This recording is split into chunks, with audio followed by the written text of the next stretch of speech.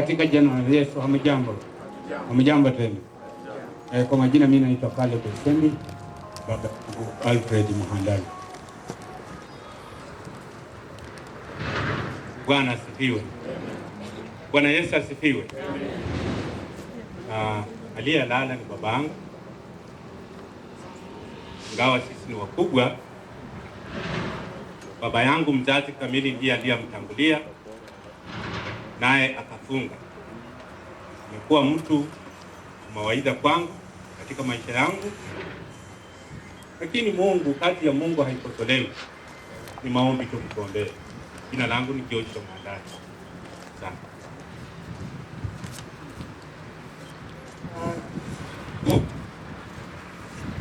Majirani, watu wa kanisa na watu wale wamekuja kutufunga kamba, na msalimia katika jina la Yesu. Hamjambo? Hamjambo tena. Mimi nitasema kitu kidogo hapo, inaweza kuchukua muda, lakini nitafupisha. Baba ya kuzaa mimi ndio mkubwa wa tumbo ya Hawa, na huyu ndio kitinda.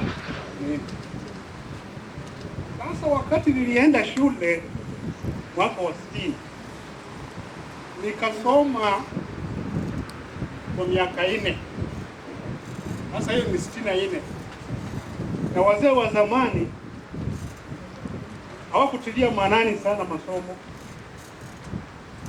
Tulikuwa nalipa shilingi 24, shilingi 8 kwa tamu. Nikashinda mzee, ndugu ya ukakaa nyumbani. Nilikuwa nasoma, mimi niko 4 na yeye anafanya 8.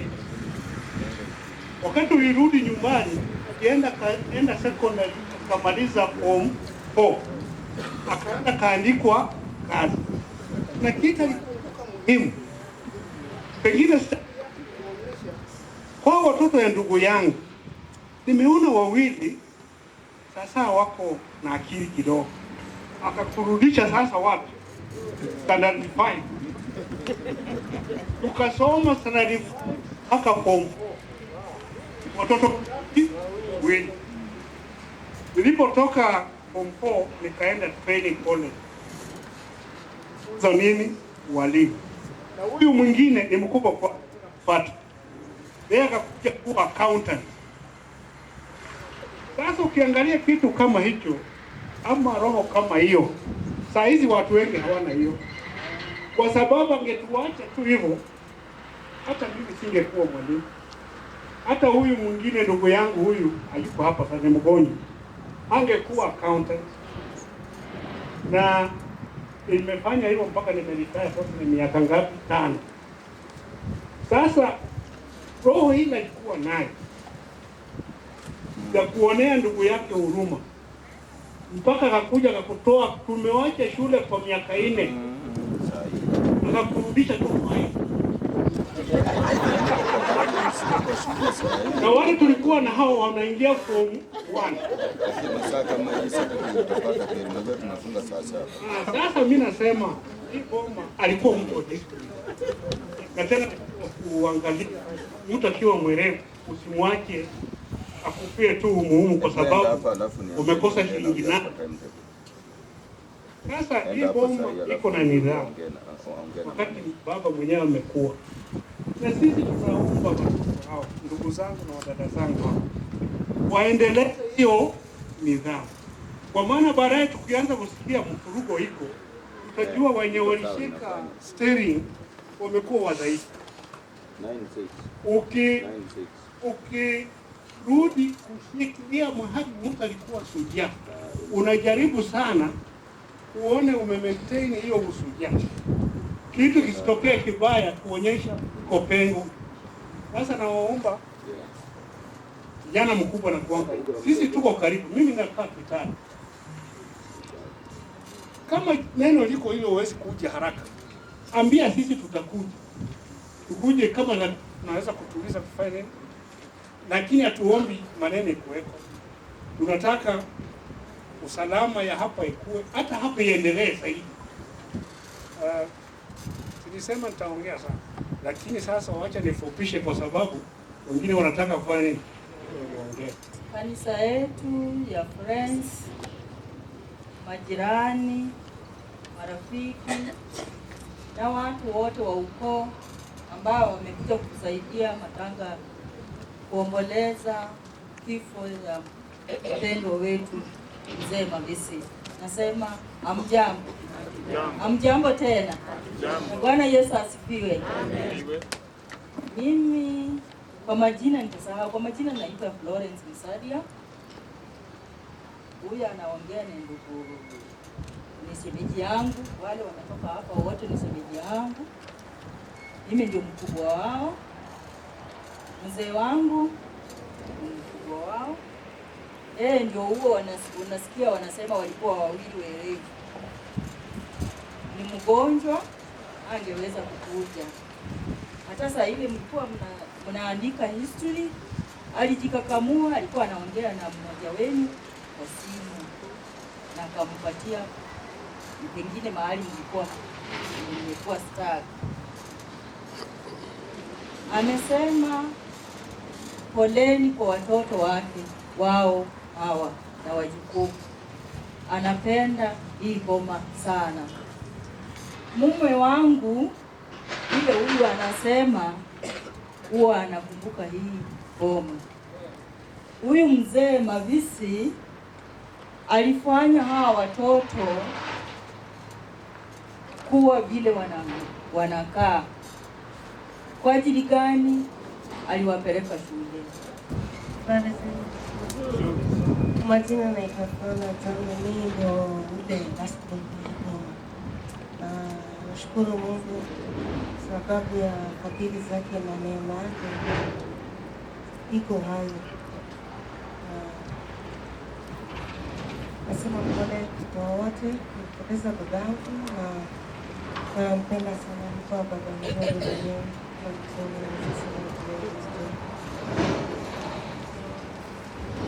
Hamjambo mkutano. Mimi kwa majina naitwa Paul Rugusi. Mimi ndio nilikuwa naishi na kukaa hapa. Mimi ndio kitinda kwa mapigano. Huyu mzee nilikuwa ninampenda sana. Alikuwa rafiki yangu. Nilikuwa naongea naye kama mapigano tu wawili. Yaani nilikuwa namheshimu sana. Lakini nilikuwa tunaongea tu story kama mapigano wawili. Sasa huyu mzee wacha. Lakini nawashukuru ile mmekuja kutusaidia kwa hii maombolezi yayo. Hamjambo. Bwana asifiwe.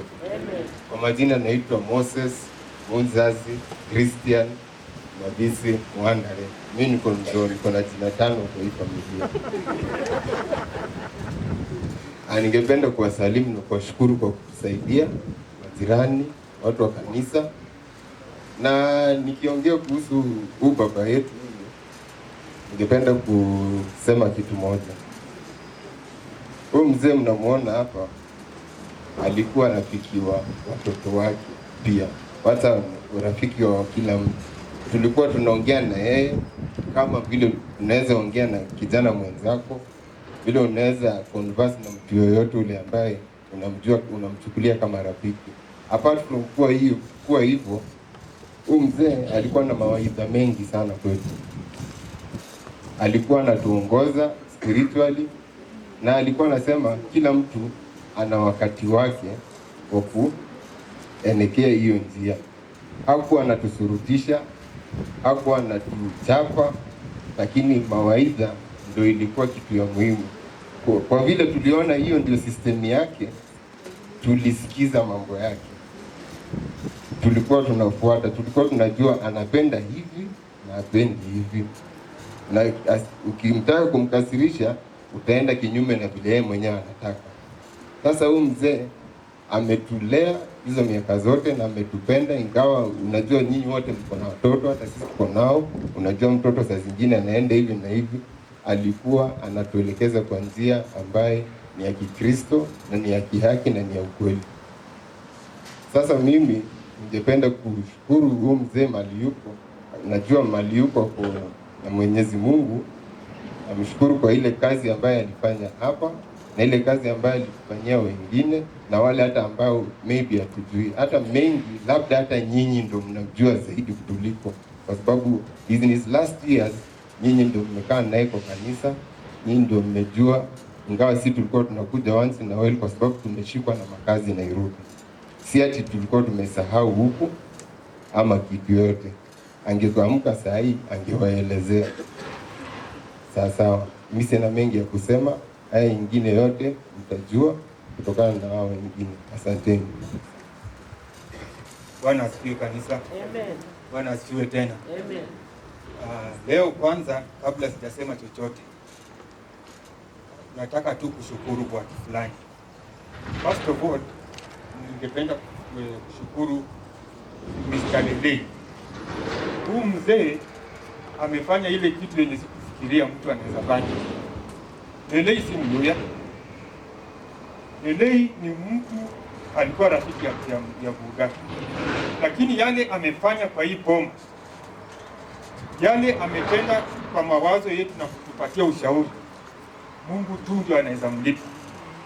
Hakuna pesa unaweza patia huyu mzee ya kuonyesha shukurani ndio aridhike. Amefanya kitu kubwa sana. Bwana asifiwe. Mtu wa pili ni pastor wa Friends Church.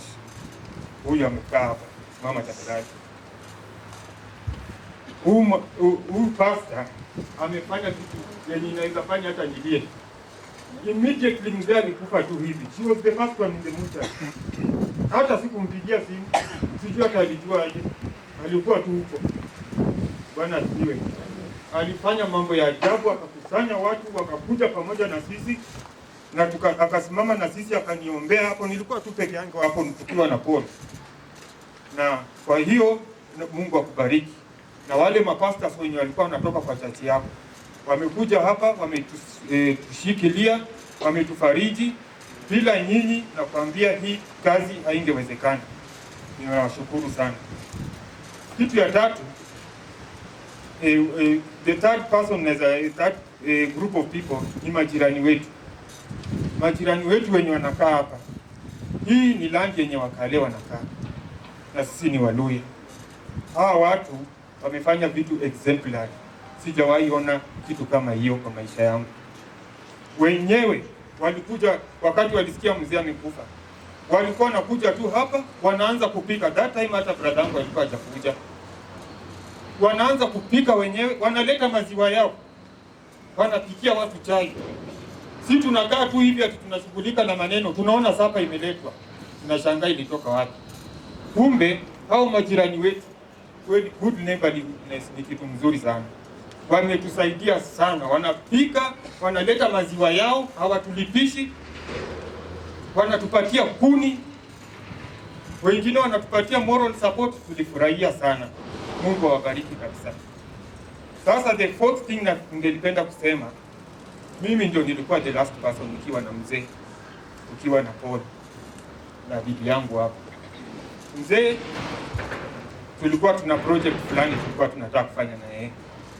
Akaniambia Sunday tukutane Monday, alafu tukae chini tuongee na wewe jinsi venye tuta execute your project. Sasa Monday sikuweza kuja. Alafu Tuesday akanipigia simu akasema unakuja, nikamwambia sitaweza kuja kwa sababu niko na shughuli fulani. Sasa I came on Tuesday. Asubuhi mapema nikakuja na bibi yangu hapa. Sasa wakati tumeingia tu kwa nyumba hivi, bibi yangu ndio alikuwa ametangulia. Mzee kama alikuwa anaenda kuanguka chini. Fortunately enough my wife akamuona, akajaribu kumshika. Wakati alimshikilia hivi akamshika na nguvu. Sasa pia mimi nikaingilia na nikamshika, alafu tukamkalisha kwa kiti. Nikashangaa. Huyu mzee tumekuwa tu na yeye vizuri. Yesterday tumeongea na yeye kwa simu. Hajanionyesha dalili yoyote ya kuwa mgonjwa ama kuwa na udhaifu yoyote. Sasa nikashangaa what has really happened. Nikamuuliza ni nini mbaya mzee? Akaniambia anasikia homa. Na wapi ingine inakuuma? Akaniambia anasikia kitu inamuuma hapa. Nikaambia mzee, wacha nikupeleke hospitali. Immediately nikachukua gari nikatoka naye. Nikamweka kwa gari nikampeleka mpaka kwa hospitali ya Aga Khan. Ile inakuanga hapo Zion Mall. Sasa wakati alikuwa hapo Zion Mall, daktari akamwangalia, in fact hata alikuwa anashindwa kutembea. Daktari akamwangalia, akampima pressure, akampima pulse rate, hizo vipimo zenye madaktari wanatumia. Sasa daktari akakuja akaniambia, huyu mzee heartbeat yake iko very low. Ilikuwa inapiga at 40 beats per minute, whereas it's supposed to be 72 at average times per minute or above. Sasa pressure ya damu tena ikakuwa very low. Sasa akaniambia tena, akimpima hivi anaona hana damu kwa mwili. Sasa akaniambia huyu mzee needs to be admitted immediately. Hivyo nikachukua gari nikamchukua. Hiyo Aga Khan haina facilities za kuadmit, lakini they have very good doctors. Nikamweka kwa gari tena tukarudi family health care. Alikuwa ameambiwa aende Memorial, lakini yule daktari mwenye alikuwa mshughulikie Memorial, mwenye Aga Khan alirecommend, alisema sasa Memorial is full kwa sababu anafanya renovation, let him go to family health care and then he will attend him from there. Sasa tukampeleka family health care. Sasa venye tumeenda tukiwa na Paul na bibi yangu, tukamuingiza tu ndani akakuwa admitted. Sasa tukakaa naye hapo for some few minutes tukipiga story na yeye. Alikuwa anaonyesha a lot of weakness. And like the way he's a very strong man. Alafu sasa daktari wakaingia. Lakini wakati walikuwa wanaingia hivi, daktari wakati aliingia, mzee akasema, "Oi, chai ikaletwa." Na the previous day alikuwa atakula, akakunywa hiyo chai akamaliza. Kwa sababu aliamuka mwenyewe na alikuwa atembei, aliamuka mwenyewe kutoka kwa kitanda na akakaa chini na akaletewa chai na akakunywa yote akamaliza. Nikafikiria na inaweza kuwa ni njaa ndio imeangusha huyu mzee. Nikaambia ule nasi mwenye alikuwa hapo alete lunch. Sasa ule nasi akalete lunch na ikawekwa hapo juu ya meza. Nikaambia mzee anza kukula lunch. Sasa wakati alikuwa anakula lunch, akakula at least semi quarters halfway around there. Sasa after some few minutes, baada ya kukula hiyo, nikasikia tu amefanya na ni kama amecollapse akienda hivi mbele. Nikashangaa hii chakula imemnyonga ama ni nini? Hapana. Kubreathe na breathe. Kama kuna kitu ime obstruct airway na ni mchele, I don't think inaweza ua mtu. Sasa tukaita daktari immediately. He was just around there. Daktari akakuja akacheck kama amechoka, akaona hakuna kitu imemchoka. Alafu akachukua zile mashini zake akaconnect kwa hiyo mwili yake immediately. Akaconnect heartbeat, akaconnect adrenaline, akaangalia heartbeat kwanza akaona iko 40. Wakati aliona iko 40 akasema immediately awekwe adrenaline injection. Adrenaline injection kazi yake ni kuinduce heart ianze kukimbia because the pulse rate is very low. Sasa akaanza kupima na the same time akona hiyo drip ya adrenaline na maji pia amewekewa. Alafu tena amemwekea oxygen. Sasa akamwekea, wakati tunaona kwa machine heart inapiga. Sasa after some few minutes ikarudi karibu zero. Sasa nikaona mzee ameenda. Lakini hiyo adrenaline injection ilikuwa imeinduce hiyo pumping. Alafu ikakuja karibu 60. Nikasema sasa tumepona. Kumbe sio hivyo. Heart ikarudi tena karibu zero. Ni kama amezimia. Dokta akamresuscitate na amemwekea oxygen. Akamjaribu kufanya heart ianze kupiga, ikaamka tena. Heart ikaanza kupiga tena. Alafu after some 2 minutes ikaruka karibu 65. After kitu kama 10 minutes hivi ikarudi tena zero. I mean 40. Ikaanza fluctuate kwa hizo figures 40, 60, 0, 40, 60, 0. Daktari akatuita ikiwa na Paul na bibi yangu, akatuita nje, akatuambia huyu mzee hata akipona anaweza kuwa na brain damage. kwa sababu oxygen haijaenda kwa mind, kwa brain. Ikikosa oxygen kwa brain unaweza pata brain damage. Nikaambia daktari, is there anything we can do? Iko kitu tunaweza fanya apart from what you are doing right now? Saa hiyo veins zake zimedilate zote, hata daktari akijaribu kutafuta vein yenye anaweza fanya blood transfusion hakuna. Bwana asifiwe. Amen. Alafu akaendelea tu kufluctuate hivyo 40, 60, 30, 0. Hiyo mashini inasimama hii sasa ipigi na yeye amelala tu. After some few minutes, sema kama 45 minutes hivi, akatuita tena. Akatuambia ile kitu inaendelea hapa, I don't think this man is going to make it. Juu tumejaribu njia zenye tunaweza zote. And indeed huyo daktari alijaribu sana. Alijaribu, walikuwa watatu. Na huyo daktari ni yule alikuwa anamtibu from before, alikuwa anamjua. Alijaribu all he could, lakini sasa the last minute akakwambia, I don't think this man is going to make it. Sasa tukakaa tu hapo kingoja, alafu tukapigiwa daktari akatuita akatuambia sasa ni kama hayuko tena, ameenda. Sasa mtafute Haas kuje mwandikiwe barua cause ya death, alafu tumpeleke mochari. Sasa nikaenda tu nikachukua, it was a very painful moment. Sijawahi sikia uchungu hivyo kwa maisha yangu, because this is the first death when nimewahi kufanyika kwa familia yetu. Tulilia hapo mpaka hata watu walikuwa wanashangaa, huyu mtu mkubwa hivi analia aje? Halo? Watu wanashangaa huyu mtu analia na maana. Ule mtu aliwitness hata ile machozi yenye tulikuwa nayo, huyu pastor. Imagine hata tukatoka kwa mochari, nikamweka kwa nikamchukua nikampeleka yeye mochari, Eldoret Hospital mochari. Wakamweka kwa fridge. Alafu sisi tukarudi nyumbani. Kaanza kucommunicate na watu jinsi venye maneno yenye imetokea. So in short, mzee ameenda. Na hakuna kitu tunaweza fanya kurudisha.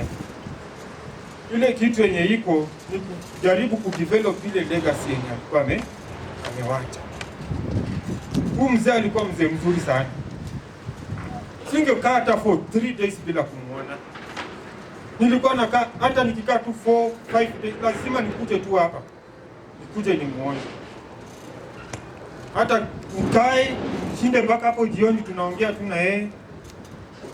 Alikuwa atembeangi sana, alikuwa tu anashindanga hapa. Nikisikia tu nikuje tumuone na kuja. At least hata kama ni twice a week ama once in a week ama 3 days zikiisha hivi, nasikia tu nikuje nione mzee. Na ananiongeleshanga every day kwa simu. Every day ananipigiaga simu, ama nikiona hajanipigia lazima nimpigie tu simu. Huyu mzee alikuwa anapenda watu. All my life I've never seen a man mwenye amewekea mtu grudge. Hata akikupigia kelele aje, inaishia hapo. Lakini atakuwekea grudge ati amekukasirika na wewe ati permanently ati amekukasirikia, huyo mzee hakuwa na attributes kama hizo. Alikuwa very calm na anaweza sikiza mtu. Alikuwa anaweza sikiza mtu. Hakuwa na hizi vitu za kufight na kukorol na watu. Hiyo hakuna. He was a very good man.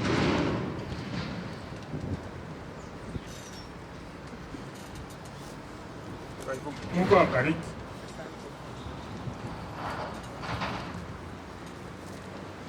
Sasa mmeweza kujua wale watu wana usemi kwa hii familia ni Lui ndio msemi mkubwa. Hivi si kwa maneno mengi. Hata mzee mwenyewe anasemaka Oscar ni mundu ya chiringana. Amoroma sana da. Yeah? Ni mundu wa kukoraza bintu. Lakini komoroma nzikainda. That I can confess. But I just like taking things head on and tackling them. So about mzee.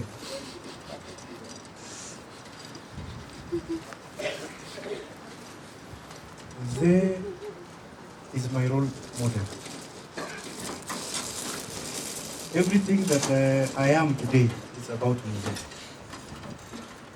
Mzee ndiye ameweza kunifanya mimi nikasoma na nikafika kiwango ambapo nilifika. He's always been talking to me, advising me, akiniuliza mambo ya watu wengine. Hata before akufe tulikuwa tumeongea like 40 minutes before hii maneno yanze ya yeye kwa amelemewa. We had talked like 3 days before, and he was talking and telling me, oh, and ever because we stay with Moses in Nairobi. Moses stays in Nairobi, and I'm also in Nairobi. So he was asking me, have you seen Moses? I told him, yeah, I talked to him just the day before yesterday. I'll find out over the weekend kama nitaenda kumuona. And then he started asking, nahare tu mkali. Mbola sasa mangana kwa Moses na mkali. Si ndile muende na yeye mkali muende na arete. Hapana, bandu bandi. Bandu bandi bama bena baletele mundu bamuletele mumba.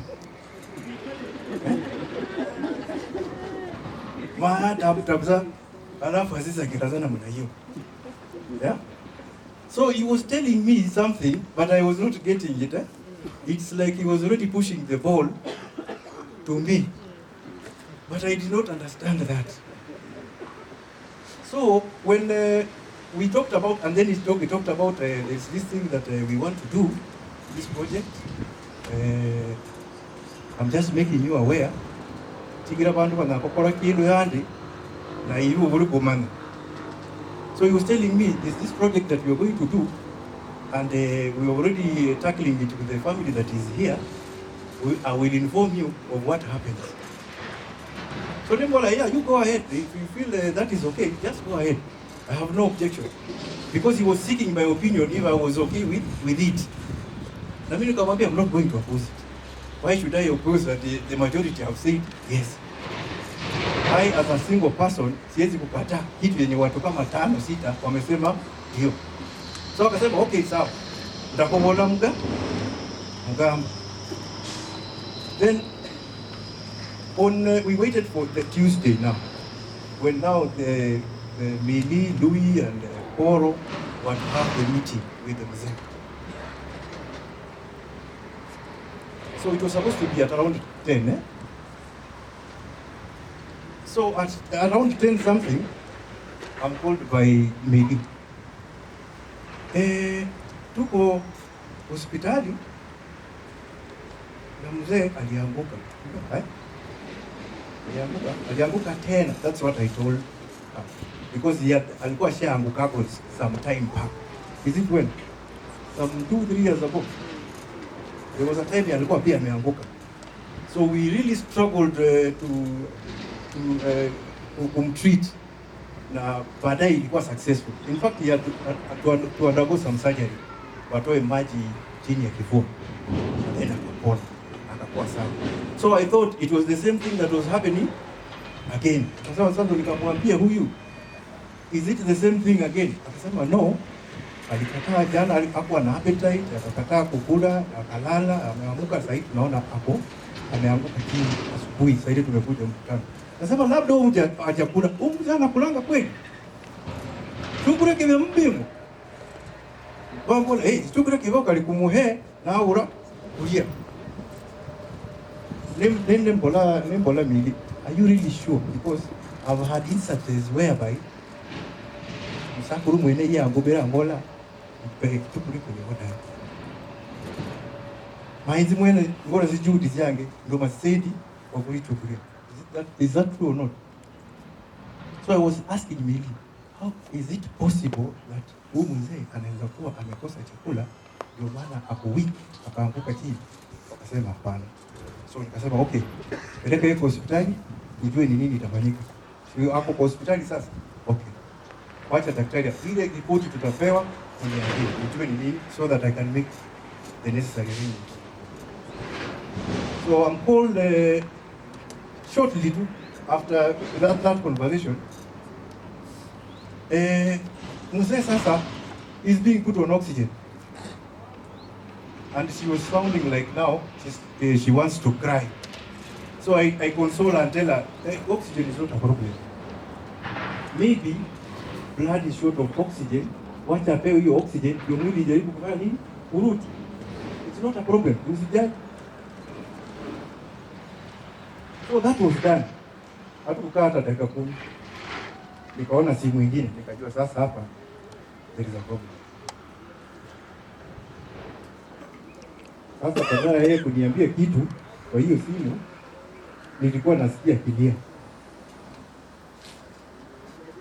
And I knew that was it. So I started talking to her, but she was not busy because she was busy crying. Sasa tukawachia hapo, nikaitisha Louis. Louis, sasa, can you confirm that that is what has happened? What has the doctor said? Yes, the doctor has confirmed there and there. Yeah.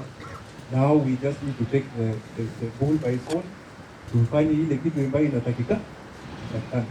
Now start preparing mambo ya vile mzee tutamtoa hapo, tujue ni mochari gani atakupelekwa. Hiyo vitu yote tulikuwa tunaongea tu kwa simu. And immediately hata mimi nikaanza ku make arrangements vile sasa nitatoka huko na nirudi kambi.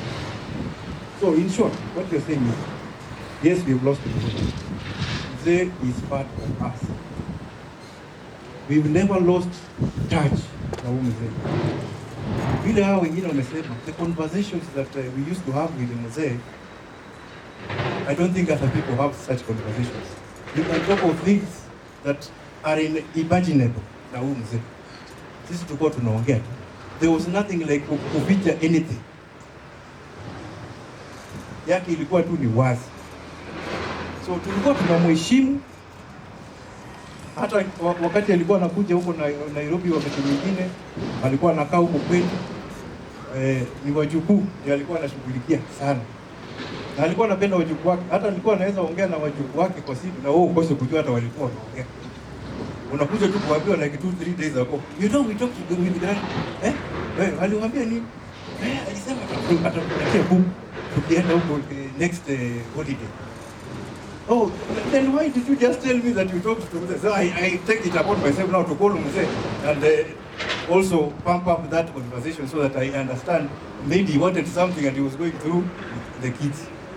Anasema tu hapana, nzida ndio visi pruvange morome na hapo. Yeah? So Mzee, yes, he has left. We are celebrating his life. Atufai kumwona, yes, mourning is there, but we need to be happy that he played a big role in our lives. Na hiyo kitu ndio tunashukuru Mungu, kwa sababu Mungu alitupatia hii wakati yote tukae na mzee. Na hiyo wakati tuliona matunda yake. Yeah? So what I need to add is, now that the ball has been rolled by side,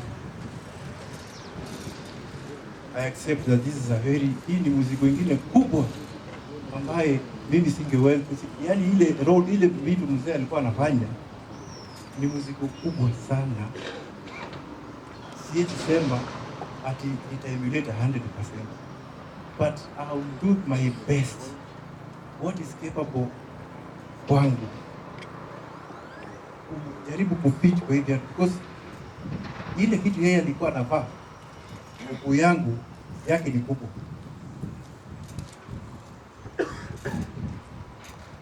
But I will continue doing what mzee alikuwa anawacha, sisi tutafanya, sisi wote. I will take that responsibility as the head. Tutakaa pamoja na tugaidiane hapa, tupelekane in the right direction, na Mungu naye atudirect tusonge mbele. So nobody should fear that now that Mzee had big shoes, this man has very small shoes. Will he be able to fit? So we will try. We will try as much as possible. Yeah. So the people who had fears, let your fears do it. Ziishe. Muwe na confidence kwamba sisi wote tukishikana si tutakuwa tu strong.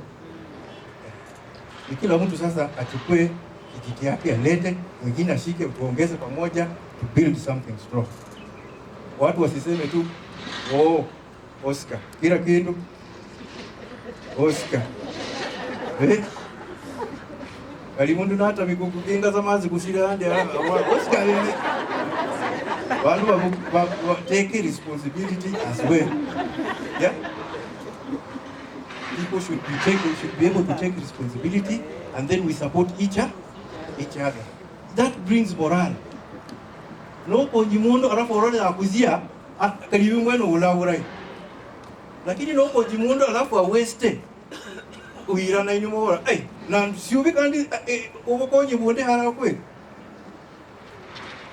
What I've tried to assist in terms of trying to bring up here, they can tell you. But what I'm trying to say is we need to get out of this culture ya kusema we are dependent on a particular source. That is one of our biggest problems. Africans tuko dependent kwa source fulani. Mtu anakupea uwezo lakini bado unasema wacha ni waste, bado nitategemea tu pale. That is wrong. Nafaa nikukupatia kijiti na wewe utengeneze kiti. Sio kukupe kiti uchome.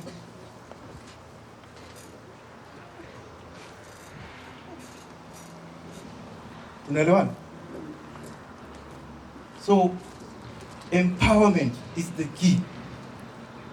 And once you're empowered, take action. Ukianguka na mtu anaona unachukua hatua, atakuboost zaidi, si ndio? Lakini ukisema waste, una deter. So I'm going to do with the Louis and the rest who are capable here, whatever we can do to keep up Mzee's legacy. We don't want to let it down. We'll make it a program, me and my wife here, that we'll be visiting this place as often as possible. Before mom comes back, at least atakuta what Mzee had left, something different has happened. Si ndio? Kuliko watu vile kama saizi najua anaona kwa video somewhere what is happening, and she knows how the compound is, what is happening. Then when she comes back, she finds it the same way. So itakuwa fine. So we need to do something. All in all, we appreciate the support ile ambayo mmetupatia kwa hii wakati ambapo Mzee ametuaga. Tunakubali kwamba hii support ambayo mmetupatia haitakuwa taken just for granted. Ni watu wamejitolea, wamechukua time yao, sacrifice resources zao to make this thing successful. So I appreciate you and I thank you on behalf of the family, the entire Mavisi family. Nawashukuru sana na ninasema asante sana kwa kuweza kufanikisha hii ceremony ya Mzee Alfred Mavisi Mwandai. Asante. Oh, this is my wife. I give her microphone aweze kujitetea. Bwana Yesu asifiwe. Amen. Kwa majina naitwa Naomi Mukuhe. Mzee huyu mwenye amelala hapa ni baba mkwe wangu. Lakini ilikuwa kama zaidi ya baba mkwe. Ilikuwa marafiki, kwa akinipigia tunaongea kama story, tunapiga kama marafiki. Hakuna hiyo distance ati ya baba mkwe. He was very close to my family. Na mahali nimefika, ninasema kama si yeye ushauri wake singeweza. Namuombea asafiri salama mpaka wakati tutaonana tena. Tunajua ameenda mahali pema. Bwana asifiwe. Amen. Asifiwe mara tena. Amen. Mimi kwa majina ni Milfred Kenani. Nashukuru watu wote ambao mlikuja kutusaidia. Kwa hakika tuko hivi na hii sherehe inakaa hivi kwa ajili yenu, haswa kanisa, majirani na marafiki, hata kule Matunda. Ninawashukuru sana matunda tunawa recognize. Mlisimama na sisi, na huko kule najua pia nyinyi mlionyesha ishara kwamba mzee ametuacha. Ninawashukuru, hata asanteni kufika mahali hapa. Vile mlisikia, ukweli ni mimi nilikuwa na vijana wawili, Luis na Paul. Ilikuwa wakati mgumu sana, hata nilishindwa nitafanya aje. Wakati mzee alituacha, nilipigia baba. Mara mingi mimi hupata mawaidha kutoka kwa baba. Baba akawa mteja, nikarudia, baba akawa mteja. Nikapigia mama, mama hakusaidia, mama alilia.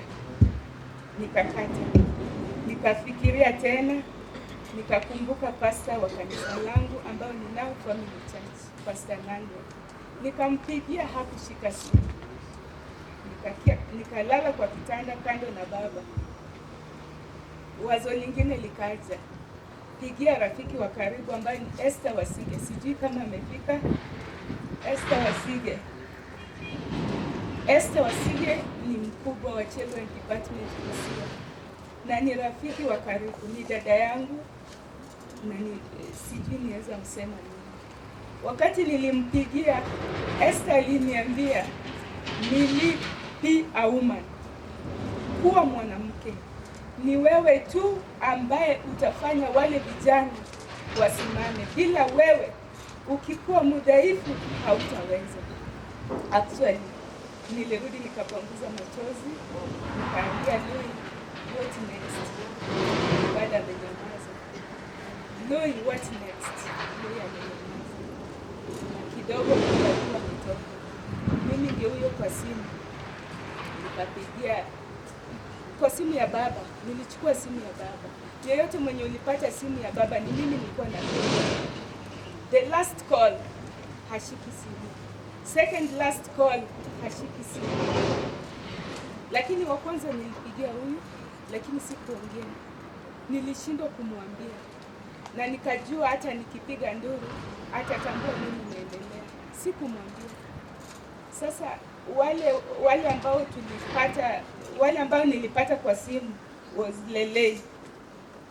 Huyu Lelei ndiye aliniambia nendeni Eldoret Hospital. Tulikuwa tunataka kwenda referral.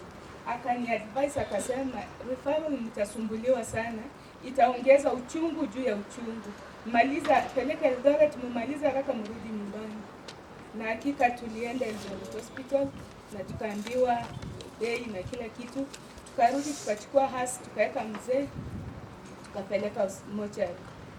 Tukiwa mochari, mzee wa kwanza ambaye nilikuwa nimefikia alikuwa rafiki yake wa karibu na tena mshirika. Naweza jina limepotea, Shimanyula. Huyo ndio mzee nilipata wa kwanza. Nilikuwa simjui, lakini yeye ndiye alifika na akasema mimi ndio Shimanyula. Huyo ndiye alianza kupigia wenzake. Nikatafuta pasta na nikaambia pasta, julisheni wengine kwa sababu hapo ndio nimefika. Nikatafuta tena ukoo, mtu yoyote mwenye nilisikia baba akitaja. Nikapiga, Jumba alikuwa mteja, kuna majina kadhaa nikapata, nikamwambia julisha wengine kwa sababu sitaweza. Na hapo ndio niliweza, uwezo wangu uliisha. Na tukatoka mocha na kanisa wakatusindikisha mpaka tukafika boma hili. Kwa maombi kanisa wakatuombea, wakatuambia what to do, what next. Na wakati tulifika kwa boma tulipata majirani. Hapo ndio niligundua kweli baba akikwambia jambo ujaribu kufuata. Baba alikuwa anatuambia kila mara, mjue kukaa na majirani. Mjue kukana, alikuwa anapenda kurudia, mjue kukaa na majirani. Na ukweli wakati tulifika na kanisa, majirani wote walikuwa pale. Pia hao walikuwa wanajaribu kusaidia huyu ambaye alikuwa amebaki kuchunga boma. Na walisimama na sisi, hata wakati kanisa liliondoka, majirani walibaki na sisi. Sisi tulikaa siku 2 na majirani na kanisa peke yake. Ni uchungu sana, lakini ninawaomba mzidi kutuombea. mzidi kusimama na sisi, tutafuata yale yoyote ambayo ni mazuri na kulingana na Biblia tutafuata, kwa sababu tulikuwa tumeokoka na huu wokovu ni baba alituelekeza. Baba alijaribu yake yote. Mtoto hata akipotea, msijaribu kulaumu baba. Baba alikuwa rafiki, hakukuwa baba tu, alikuwa rafiki, alikuwa advisor, alikuwa mwalimu, alikuwa kila kitu, hata judge. Wakati mna shida yoyote kwa familia, ni baba alikuwa anawarudisha pamoja na alituunganisha pamoja na akasema tuishi pamoja. Hivyo ndio baba alitamani hata familia yake ikae, na baba alipenda ile kitu yenye ilifanya hata sisi tukawachia kanisa sana. Kila kitu ni baba mwenyewe alichagua. Baba alikuwa anasema kila mara, kila kitu yenye itafanyika, hata kwa mazishi yangu, wacheni kanisa ipange. Ndio maana wakati hata kanisa ilikuwa inaita kama familia mmepanga nini, nilikuwa na wajibu, si kwa ubaya, nilikuwa na wajibu ni nyinyi pangeni venye mnaweza, kwa sababu ni baba mwenyewe aliwacha hiyo neno kusema kwamba kanisa ndio litasimama. Sisi ni kufuata na kuendelea. So ninawashukuru sana, asanteni kusimama na sisi na mzidi kutuombea. Kwa majina ni Mildred Nikaribia. Kabla hatujaenda kwa mengine, ningependa kusisitiza kwamba baba alikuwa akiongea mambo yake, akisema waziwazi, sio kwetu peke yetu, kwa mtu yoyote, kwamba mimi nikienda mambo yangu ifanywe namna hii. Hakusema mara moja, alianza kama sisi bado tuko wadogo na mpaka tulikuwa kubwa, na tena bado alikuwa anasisitiza tu izi ninguzi nenye kumbiki ande dai makana kandora abantu babiki hacho yao izinji zibulwa fuga yao ndio sek tude tate mutabuzo kalimatiku ganida. So 3 days the good day mukore cha munyakokora, lakini mwakikishe unzapo hano for that long. I don't like this thing. Awara this thing ni mambo ya mazinga umu, mambo ya itikadi. Kula ujingi ndio kali. Makana koko wara tulika mundu yao na huki. That is what he used to tell me. He used to tell all these people. Hata wajibu alikuwa anawaambia. So he was preparing everybody for whatever that was going to happen. So don't be surprised that we were running against time. Yeah? We wanted to fulfill what he wanted, not what other people wanted. What he wanted, and that is what he has done. And I thank God for you guys giving us the necessary support.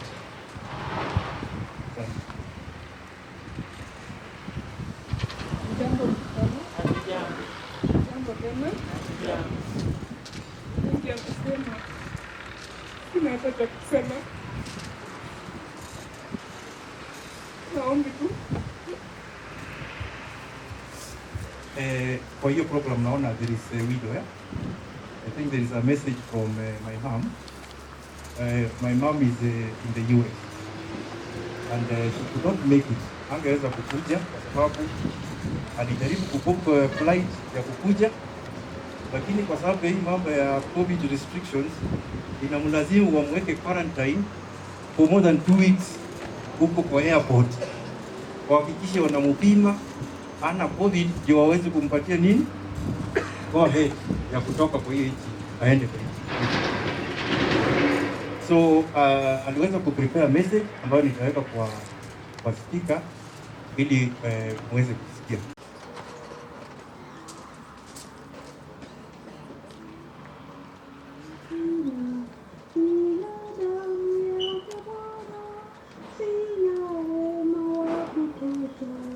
Dhambi zangu kunitosha.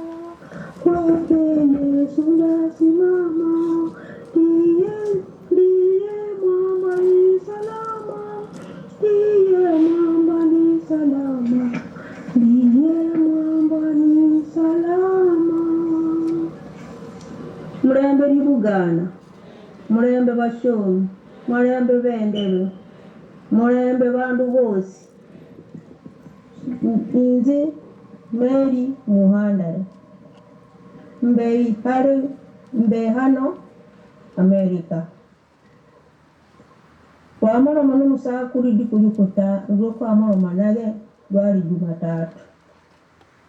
Niko kubaligale naye zimbaka bulayi kumoroma bulayi na mgamana na bola ndi oyo ahula kubulayi da ayambo yamana na bola ndi ligoti limoroma ndamba na ni mbola ndi musakulu kora bwangu tugeza ho uzime musibitari ingera waka ligoti likuroma kamara kuba ipresa yose bulayi da ujikola daktari oreze ubuki ukoreza bwangu uzime musibitari zamana na bola ndi dajja na nyama na bola ndaje navuza sizama na kora sanda mbola na mbola ndi na njimu gama ne mbola mukayumu yale mama Chalini ukole musakulu musibitari mama Chalini na mbola ndi ndamusira musibitari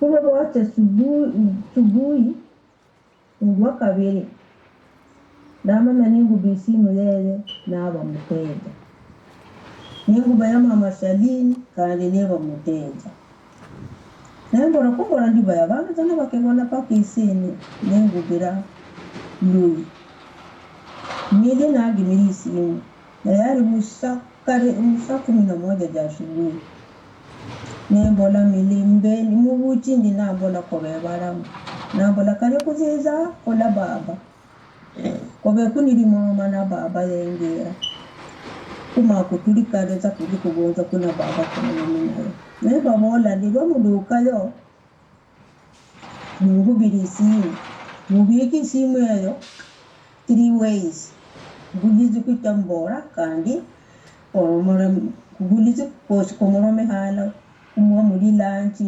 mamuka byagandi mugonze no musako mamukira no mumena baduka zo bamana bangu birisimu kulinda ababola bamana bambola ndi musakulu ni murwaye sana kadi atamindi kogenda bana nduya na mbola ndi nanga musakulu kadi atamindi kogenda nambora mbola ki atamindi kogenda ndi nangwa buba manyi buzida nduya nambola ndi nangwa kale nato musiribenu musirita nembola kora bwangu no yanja baba mbike bodoga timpero omusire musibitari muchukumana nikindi kikire yekoleka kumusakuru bana bamana babugura musubaba wabo omdeka modoka nibaje paka ku daktari nibanora baduka ku daktari bamana baje ku daktari nimba bola ndi musinta siri musakuru di faroda musiri musibitari yaga kan Eldoret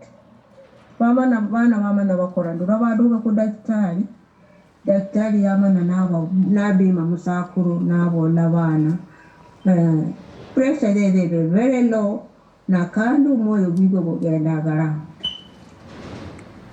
daktari namana yabo labana kujikumu kumsiri muodi mumaja ku daktari atuku arayendera koja nabe muodi bana bage bamana bajamu numusakuru paka muodi babaduka musakuru yatendi zingubu naga mara kwitende zingubu mikara kukendari wale TV yukuri imbere wewe itaye nibikuri bindi byari hosa bana bambola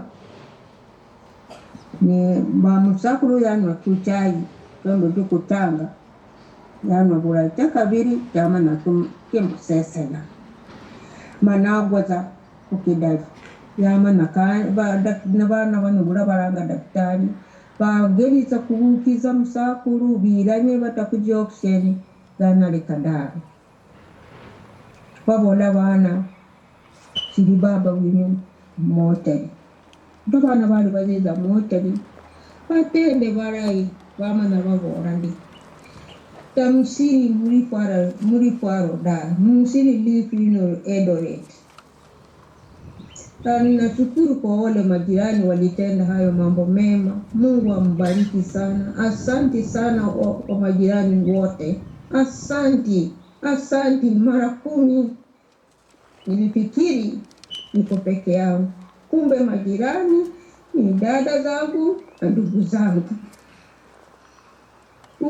Baba amani mtakuru kandi yali yabola bana dinangwa mutakambi kuku matiku gaviri gavaga ichumudaro mrangu ko guguru mbili gwange maratabiri gwangu nina uguzi ko kesero daro nitalija kugari mapenzi ga Mwenyezi Mungu ndimbe hano ngeri zikolomba kologendo dizino mabambo landi barambi makoveli kumasiza kabaga babima kuna babidame ngoliro ngero namanyine ngororogendo gweni rudara mbangiza kandi bikulia ngeza yana disiri ngero na sabanga wana bange mbe kindo kila mbe harara mukole miyezi jini mwana karuno baba winu tigale Oscar Mabisi mungule mukole mangana nimugulizana osikayemera na mumuronde nyuma uri brothers na sisters wose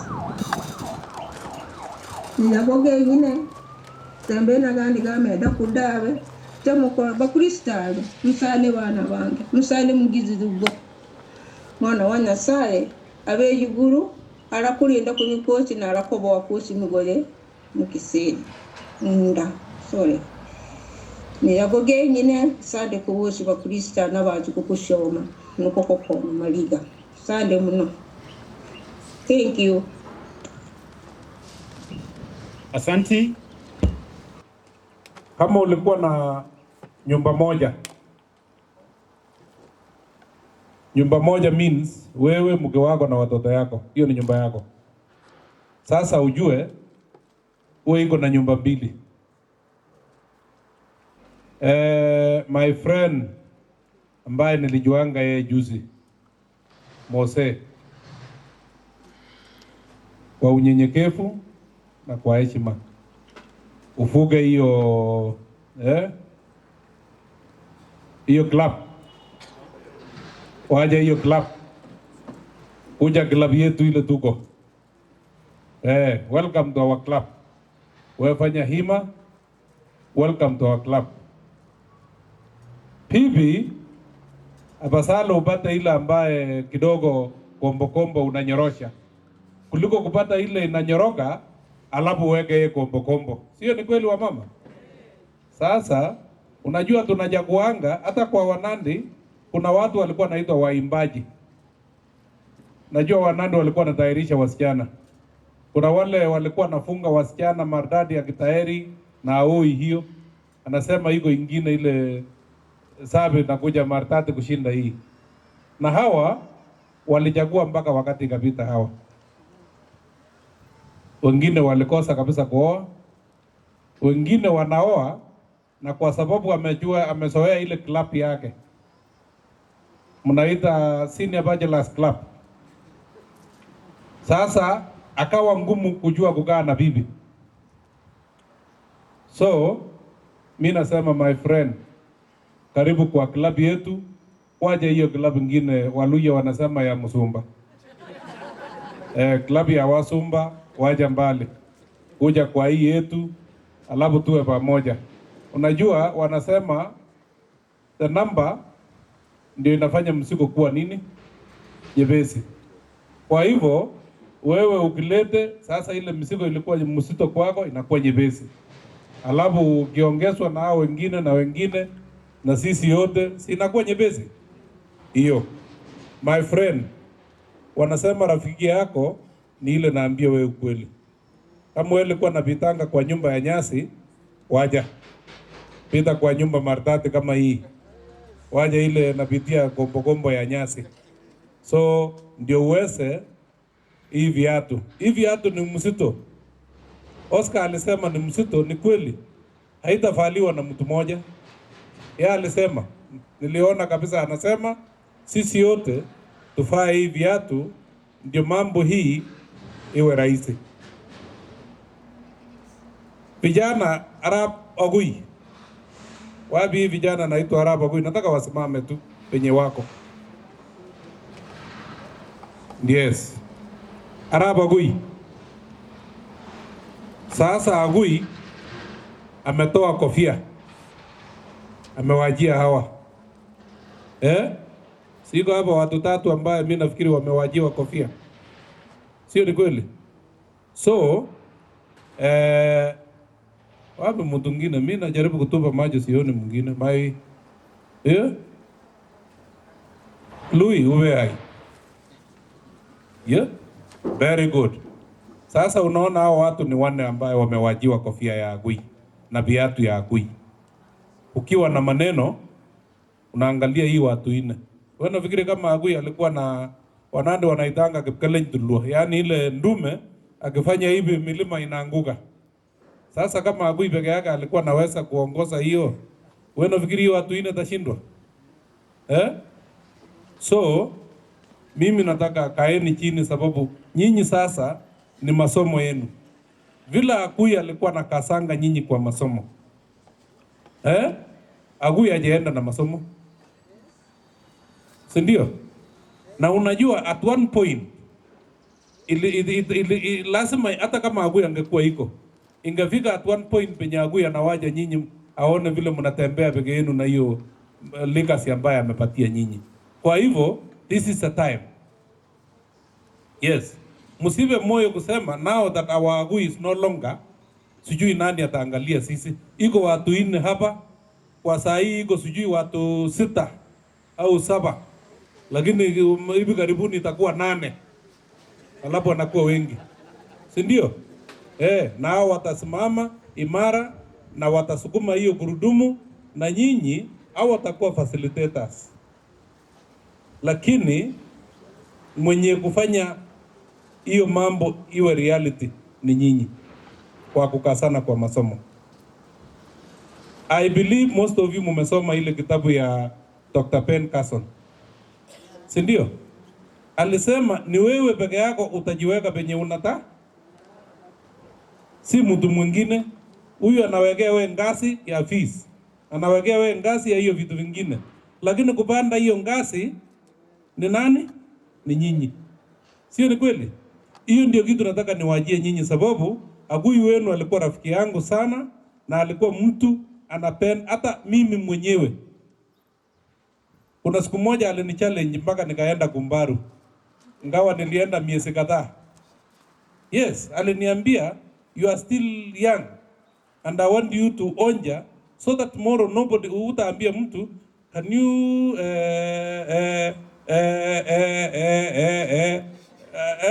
ambia mimi hii inasema nini, ama tafsiria mimi hii. Na alinichallenge sana. So the same mandal is on you. Hiyo ndio mimi nataka ambia nyinyi.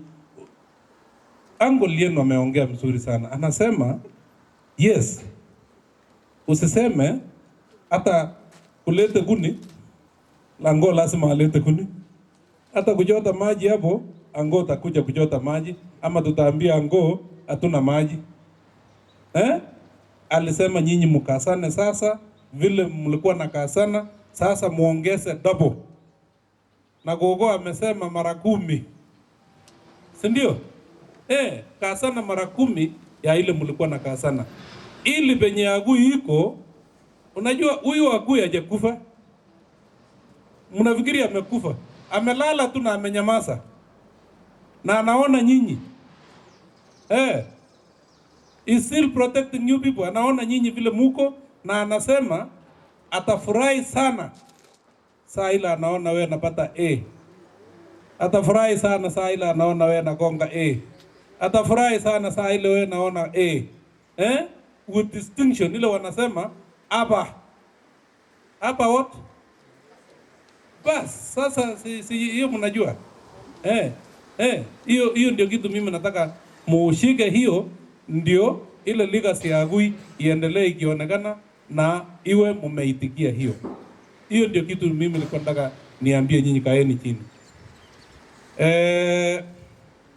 Mama Yasmin, acha nitoe miwani. Unajua labda mimi taangalianga watu wengine huko ile kitambaa nyeupe kama yako na kumbe si wewe. Na mwingine iko wapi? Wewe nakwenda wrong side. Kaa hapa mbele ndio tuna, you know, we are talking to you people. Na mazungumzo ile tunafanya ni faraja. Tunafariji nyinyi.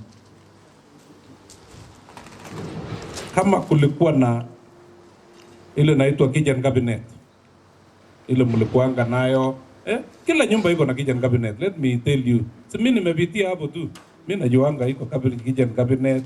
Sasa iwe kitchen cabinet wa maana ambaye hata mbinguni itatambulika, ili maombi ya hawa pastors na kanisa kwa jumla iweze kwenda vizuri,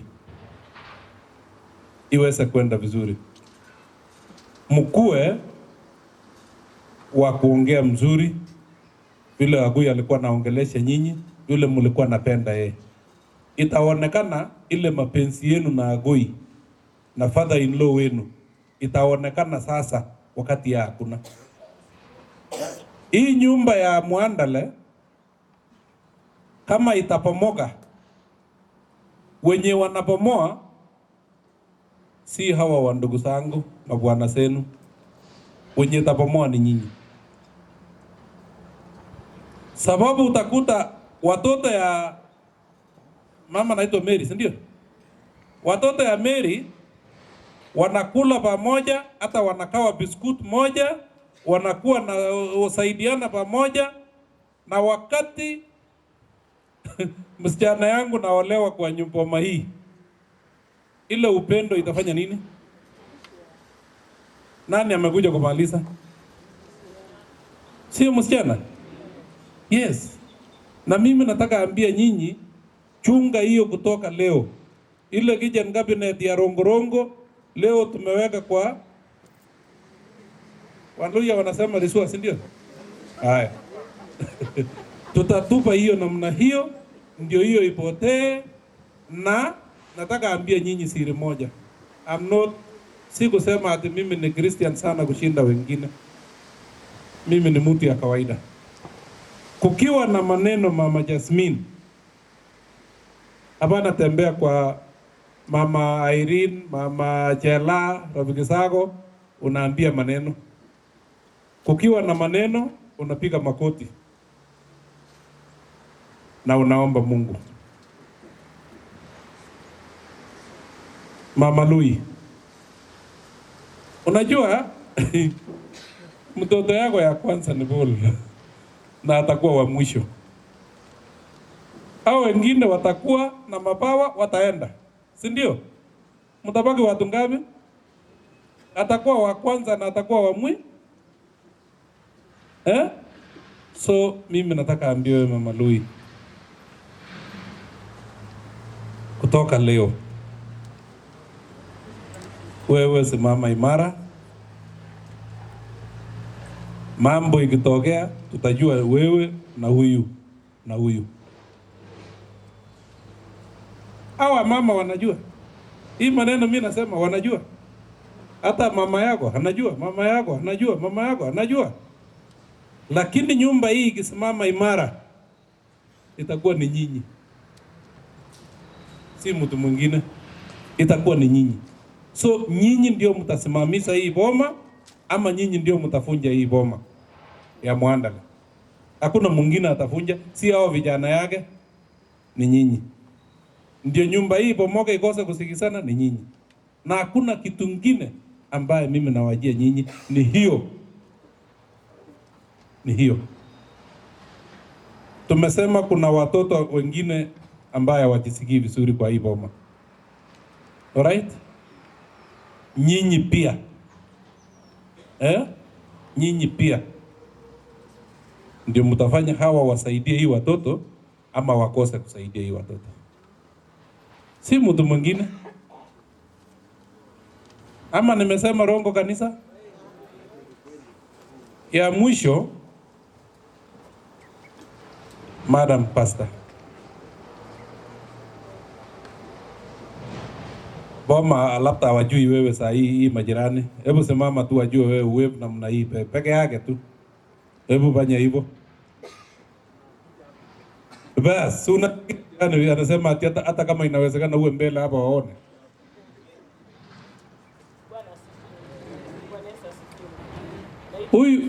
Huyu pastor wakiwa na pastor mwingine hapa sijui amefijana wapi. Very good. Wewe iko karibu hapo. Hawa mimi huwa very emotional. Lakini hawa wawili wamenifanya hata mimi kutokuwa emotional. Wamefanya mimi nisimame imara sababu hii boma ni ya rafiki yangu. Hii boma ni ya jirani yangu. Wakati nilihamia hapa sikukaa sana. Sikuhamia hata nikakaa, nilihamia kidogo na nikakaa tao. Alafu kidogo nikaambiwa bibi ya Mwandale ameenda ng'ambo. Sasa ile mtu tulikaa naye hapa ni Mwandale sana sana. Lakini nilihusunika sana. Hata mimi nikukaa sana tu wakati waliponiambia mambo imefanyika na tunataka kwenda Rifaro. Nikamwambia hapana. Rifaro kweli ni mzuri, lakini uanga na vikwazo mingi. And I could imagine nilikuwa mahali ambaye singetoka kwa haraka. I could imagine vile hawa watoto watakuwa na hiyo huzuni na watakwenda kupewa progress mingi huko. Nikamwambia hapana, nyinyi endeni Eldoret Hospital ambaye itakuwa haraka na itakuwa hata wasumbua nyinyi. Kwa hivyo kanisa in general, hawa wote unaona sijawataja, including my brother, tulifanya kazi na yeye wakati tulikuwa barubaru, William Adego. Hawa wamekuja hapa kila siku. Hata siku moja juzi naona wamama bado wanasimama barabara. Nikasema waja nijaribu kwenda kuita hawa, kama ni gari na sakosa waja tutafute mbinu yote. Pati mzuri nikakuta wamepata gari. Unaona, asanteni kanisa. Kwa niaba ya hawa wote majirani unaona hapa, asanteni sana. Mulifanya kitu ya ajabu. Mulifanya kitu ya ajabu. Mtu amesema kifo inakujanga. It is true, kifo inakujanga. Lakini saa zingine tunaweka masharti ambaye saa zingine inakuwa ngumu. Mzee huyu aliweka masharti kali. Kusema 3 days. The 4th day lazima niwe wapi? So najua hiyo ni ngumu sana, najua hatujazoea, si ndio? Lakini Mungu ametuwezesha kwa hii, tumejaribu hiyo wakati yake. Nataka mwambie Mama Mary huko ng'ambo. Mtamwambie nilishukuru sana wakati mnaniambia kuna maneno hapa na tunatatua na nyinyi. Hiyo ni kuamini mtu kiasi kubwa sana. Hiyo ni kuheshimu mtu kiasi kubwa sana. Naheshimu hiyo mama. Yeye alikata kauli, yeye alikuwa mtu kweli msimamizi ya Foma. Na mimi najua wakati atakuja hapa nyinyi wote utaheshimu yeye. Na unajua yeye sasa ndio amiri mkuu, si ndio? Akija hapa atakuja na mtafuata neno lake na kazi itakuwa mzuri. Niliona huyo ni mama wa busara. Na atasimamisha boma. Ile kitu atahitaji akifika hapa ni support yenu. Hiyo tu ni support wenu. Muendelee kuangalia hawa ambao wajisikii vizuri na Mungu atawaonekania. Asante sana.